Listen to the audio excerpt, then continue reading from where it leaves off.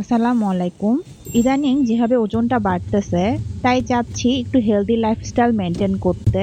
সকাল আর দুপুরে একটু ব্যালেন্স করতে পারলেও রাতে আমি একদমই ব্যালেন্স করতে পারি না। কিছু না কিছু উল্টাপাল্টা খাওয়া হয়েই যায়। কিছুদিন আগে একটা ওয়াটার ডিসপেন্সার অর্ডার করেছিলাম।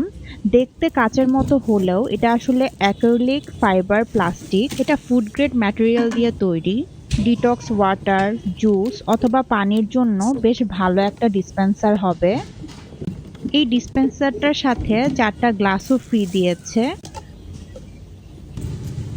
ডিমটা সিদ্ধ হয়ে গেছে, এখন আমি ডিমগুলা ছুলে নিব। ম্যাক্সিমাম সকালেই আমি 2টা ডিম সিদ্ধ খাই, কিন্তু আমার 10টা 11টা বাজেই খিদা লেগে যায়। তাই আমি রিসেন্টলি আবার ইয়োগার্ট দিয়ে বিভিন্ন ফ্রুট মিক্স করে খাই। এই জিনিসটা আমি আগেও খেতাম, তবে এখন একটু ডিফারেন্ট ওয়েতে খাই। টক দইয়ের সাথে পুরো একটা আপেল আমি দিয়ে দেই। আপেলটা কুচি করে দিলেই না বেশি ভালো লাগে। আর সাথে দেই বিভিন্ন রকমের বাদাম।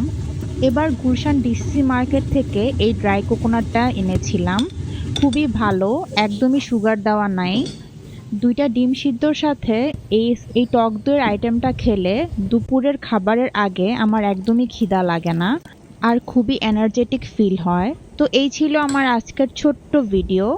সবাই ভালো থাকবেন। আল্লাহ হাফেজ।